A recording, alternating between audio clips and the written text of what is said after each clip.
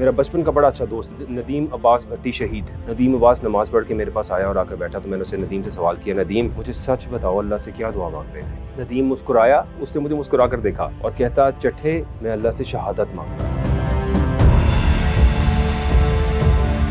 क्या? नदीम कहता, मुझे अल्लाह ने ख्वाब में शहादत की खुशखबरी सुना दी और दिखा दी है। ये वो अल्फाज थे जो मैं ज़िंदगी भर नहीं भूल सकता। अगर पैसा मैटर करे इनके लिए तो मेरा ख्याल है फिर शायद कोई फौज में सर्व करे ही ना। यही वो जज्बा है जिसकी वजह से दुश्मन हमसे 7 गुना बड़ा होने के बावजूद भी हमसे मुकाबला करने का सोच नहीं सकता।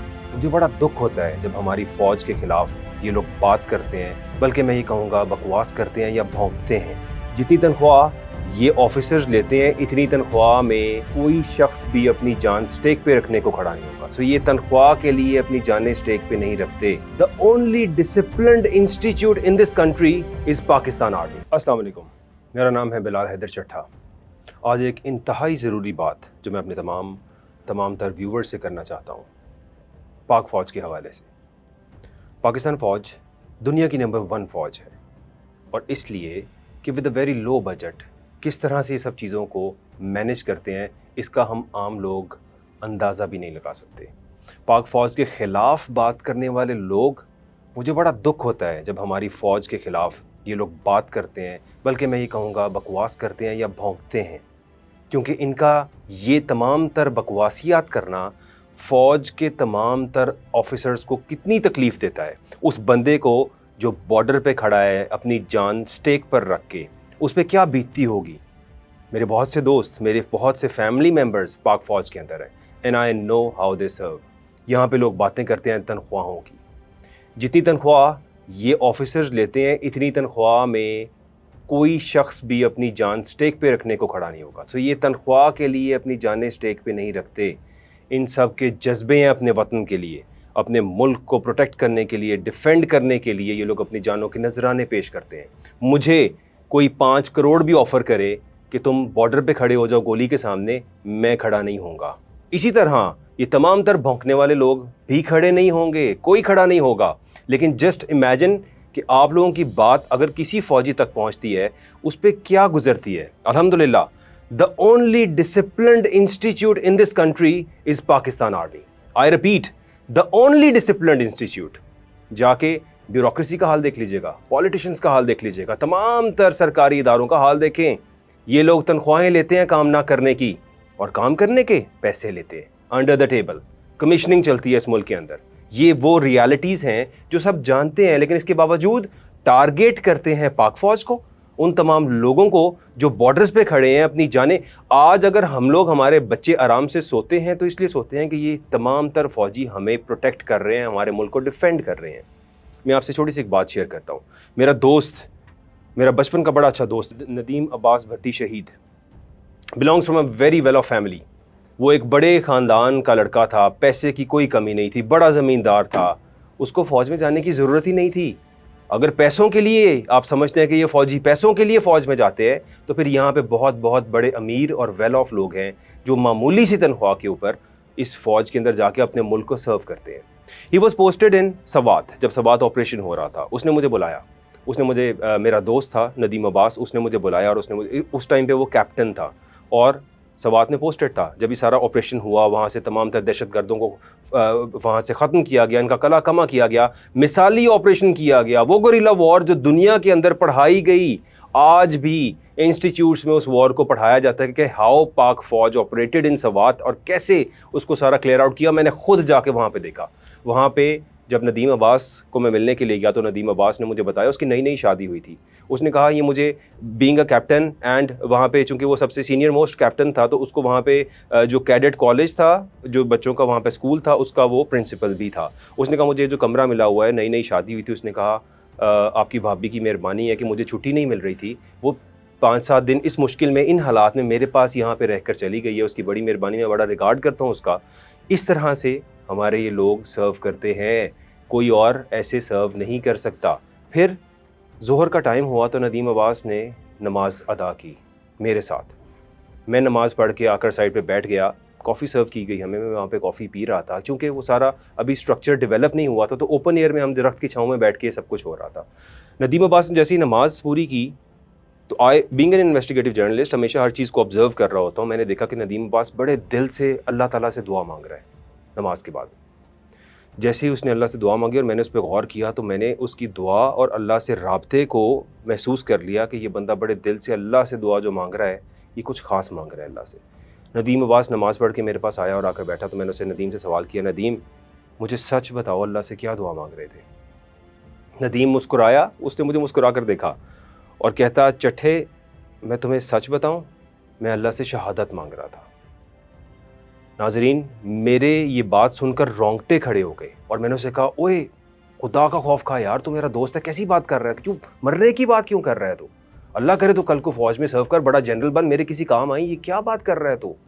اس نے کہا نہیں, اور میں ایک اور بات بتاؤں. میں نے کہا کیا؟ ندیم کہتا ہے مجھے اللہ نے خواب میں شہادت کی خوشخبری سنا دی اور دکھا دی ہے. یہ وہ الفاظ تھے جو میں زندگی بھر نہیں بھول سکتا. وہ شخص جو اتنا ویل آف تھا, جس کو پیسوں کی کوئی کمی نہیں تھی, اس کو زندگی میں کچھ نہیں چاہیے تھا, آرام سے بیٹھ کے کھاتا رہتا, دنیا میں عیاشی کرتا رہتا, اسے کسی چیز کی ضرورت نہیں تھی. بٹ میجر ندیم عباس کا جذبہ, وہ جذبہ نہ میں بھول سکتا ہوں, اور وہ جذبہ میں نے اپنی فوج کے ان تمام تر لوگوں میں دیکھا ہے, ان تمام تر آفیسرز میں دیکھا ہے جو بارڈرز پہ دن رات ہمارے لیے کھڑے ہو کے ہمیں پروٹیکٹ کرتے. اس کے بعد یہ بات گزر گئی. 2 سال کے بعد میں ایک اور کسی نیوز چینل کے اندر اس ٹائم پہ تھا, اور وہاں پہ ایک دم پٹی چلتی ہے, اور پٹی چلتی ہے کہ میجر ندیم عباس بھٹی بلوچستان میں شہید ہو گئے. بلیو می, وہ جیسے ہی میرے سامنے وہ ٹکر چلا میں نے پڑھا, آئی واز شاکڈ, اور مجھے وہ ندیم کی ساری کی گئی بات یاد آئی کہ ندیم نے کہا تھا کہ چٹھے مجھے اللہ نے خواب میں شہادت دکھا دی ہے. اور جب وہ اس کی شہادت ٹھیک 2 سال بعد اللہ تعالیٰ نے اس کو بیٹا عطا کیا, اس کا ایک بیٹا بھی تھا. کس کا دل کرتا ہے اپنے بیٹے کو چھوڑنے کا, اپنی اولاد کو چھوڑنے کا؟ I am a father, ask me, مجھے کہیں کہ اپنی اولاد کو چھوڑ کے کیا جائے, میرے میں تو یہ جذبہ نہیں ہے. تو ہمارے یہ فوجی جو اپنی فیملیز کو, اپنے بچوں کو کئی مہینے اپنے بچوں کی شکلیں نہیں دیکھ پاتے, ان سے مل نہیں پاتے. ایک باپ جب اپنے بچے کو اپنے سینے سے لگاتا ہے, جو راحت اس کو محسوس ہوتی ہے وہ صرف وہ باپ ہی انڈرسٹینڈ کر سکتا ہے, یا کوئی اور فادر انڈرسٹینڈ کر سکتا ہے. ان لوگوں کو جب مہینوں اپنے بچوں کو دیکھا نہیں جاتا, یہ ان سے مل نہیں پاتے, ان لوگوں کے خلاف بھونکتے ہیں لوگ, ان کے خلاف باتیں کرتے ہیں لوگ. ان لوگوں کا دینا پوری قوم نہیں دے سکتی, جو مرضی کر لیں. جب بھی پاکستان پہ کبھی کوئی مشکل وقت آتا ہے نا, تو 2 ہی چیزیں یاد آتی ہیں, اللہ اور اس کے بعد پاک فوج. کیوں؟ کیونکہ ہمارے یہ سیاستدان جن لوگوں کا یہ کام ہے, یہ بیوروکریسی جن لوگوں کا, یہ جتنے سول بیوروکریٹس ہیں, آفیسرز ہیں, یہ تو کسی طرح بھی آپ کے لیے کوئی بھی ویلفیئر کرنے کے لیے بیٹھے ہی نہیں ہیں. ان کا تو نہ کام ہے نہ یہ کچھ کرتے ہیں. اس لیے ہماری فوج کو ہر طرف آگے آنا پڑتا ہے, because the only disciplined institute in this country is پاک آرمی. میں نے اپنی آنکھوں سے دیکھا. جسٹ گو, جائیں, آبزرو کریں, ان کے کیڈٹس کو دیکھیں, ان کی ٹریننگز کو دیکھیں, ان کی تمام تر چیزوں کو دیکھیں, ان کی سیلریز کو دیکھیں. یہ جو لوگ سیلریز کی باتیں کرتے ہیں, میرے بھائی اتنی سیلری کیا, ان کی سیلری کا میں 10 گنا کیا 100 گنا بھی آپ کو دوں نا, کوئی شخص گولی کھانے کو کھڑا نہیں ہوگا بارڈر پہ. تو پھر یہ جو لوگ اس جذبے سے, شہادت کے جذبے سے کھڑے ہوتے ہیں وہاں پہ, ان کے خلاف بات کرنے والوں کو شرم آنی چاہیے. یہ ندیم عباس کا جو میں نے واقعہ آپ کو شیئر کیا, یہ حقیقی سچا واقعہ ہے. مجھے ندیم عباس نے اس ٹائم سوات میں جب وہ کیپٹن تھا, اس نے مجھے یہ بات بتائی, اور وہ اللہ سے دل سے شہادت مانگ رہا تھا. اتنا امیر آدمی ہونے کے باوجود اگر پیسہ میٹر کرے ان کے لیے, تو میرا خیال ہے پھر شاید کوئی فوج میں سرو کرے ہی نہ. اگر ان کو پیسہ چاہیے ہو تو پھر یہ آرام سے بیوروکریسی میں بیوروکریٹ بنے, اور اس ملک کے اندر کروڑوں کماتے رہیں, جس طرح تمام بیوروکریسی ہمارے ملک کے اندر پیسہ کما رہی ہے, جس طرح تمام تر باقی ادھر کے سرکاری ادارے جو ہیں وہ کام کر رہے ہیں. لیکن دا اونلی ڈسپلنڈ انسٹیٹیوٹ از پاک آرمی. اور اس کے علاوہ بے تحاشا مثالیں ہیں میرے پاس جو میں پاک فوج کی آپ کو دے سکتا ہوں. لیکن دس واز اے میسج جو میں چاہتا تھا کہ میں دوں, اور ان تمام تر لوگوں کو جو پاک فوج کے خلاف بات کرتے ہیں, جو شہادت کا جذبہ ہے نا اس فوج کے اندر, یاد رکھیے گا یہی وہ جذبہ ہے جس کی وجہ سے دشمن ہم سے 7 گنا بڑا ہونے کے باوجود بھی ہم سے مقابلہ کرنے کا سوچ نہیں سکتا. یہ وہ جذبہ ہے, یہ وہ جذبہ شہادت ہے جس کے اوپر جب اللہ اکبر کا نعرہ لگا کے یہاں سے میزائل لانچ کیا جاتا ہے نا, تو پھر وہ میزائل جب ہٹ کرتا ہے تو اس میں اللہ تعالیٰ کی مرضی, اللہ کی رضا اور اللہ کی مدد شامل ہوتی ہے. یہ جو باتیں دشمن کی جانب سے کی جاتی ہیں نا کہ ہمیں کوئی چیزیں نظر آتی ہیں ان کے ساتھ, وہ چیزیں اللہ کی طرف سے وہ مدد ہوتی ہے جو کہ دشمن کو نظر آ رہی ہوتی ہے. کیونکہ یہاں سے وضو کر کے جب ہمارے آفیسرز فلائی کرتے ہیں, جب وہ اللہ کا نام لے کر, اللہ کا ذکر کر کے فلائی کرتے ہیں, اور جب اللہ کا ذکر کر کے وہ میزائلز کو لانچ کیا جاتا ہے نا, تو پھر وہ میزائل وہی کرتا ہے جو ہم نے دیکھا ابھی اس ریسنٹ آپریشن جو یہ پاک فوج نے کیا، اس میں جو انڈیا کے ساتھ ہوا، اس سب کی ریزن یہ تھی۔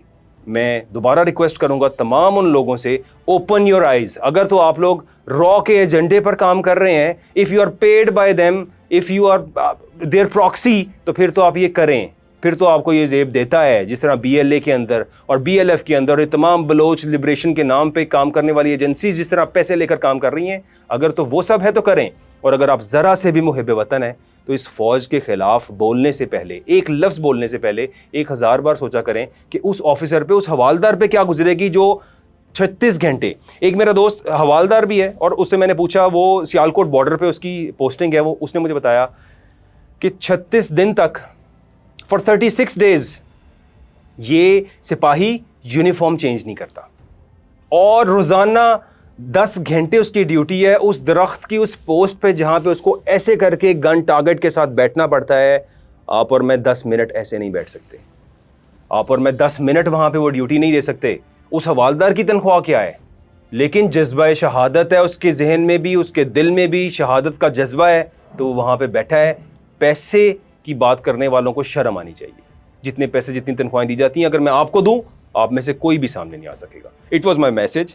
پاکستان فوج دنیا کی نمبر 1 فوج ہے، اس لیے کہ with a very low budget اس دنیا کی تمام تر مائٹس کے سامنے آنکھیں دکھا کے کھڑے ہونے والی ہماری فوج دنیا کی نمبر 1 فوج ہے۔ ہماری انٹیلیجنس ایجنسیز دنیا کی نمبر 1 ایجنسیز ہے، because with a very low budget ہم کس طرح سے پوری دنیا کے اندر آپریٹ کر رہے ہیں، کس طرح سے ہم اس دنیا کے اندر اپنا ڈنکا منوا کر بیٹھے ہیں، یہ ہماری فوج ہی ہے۔ اور میں آپ سب سے، اپنی عوام سے بھی ریکویسٹ کروں گا، اس فوج کا ساتھ دیں۔ اسی فوج کا ساتھ دے رہے ہیں تو آپ آرام سے سو رہے ہیں۔ جب یہ فوج نہ رہی، اللہ نہ کرے، اللہ نہ کرے، اللہ نہ کرے، ایسا کبھی ہوا کہ اگر اس فوج کے اندر کسی بھی طرح کی کمزوری آئی تو آپ اور میں گھر پہ آرام سے سو نہیں سکیں گے، دشمن گھسے گا، اور تمام تر یہاں باتیں کرنے والے لوگ، یہ جو لوگ آج فوج کے خلاف بات کرتے ہیں، یہ تو ملک چھوڑ کے بھاگ جائیں گے، یہ تو یہاں رہیں گے بھی نہیں۔ لیکن ہم سب نے تو یہیں رہنا ہے، ہم نے تو ملک چھوڑ کے جانا نہیں ہے۔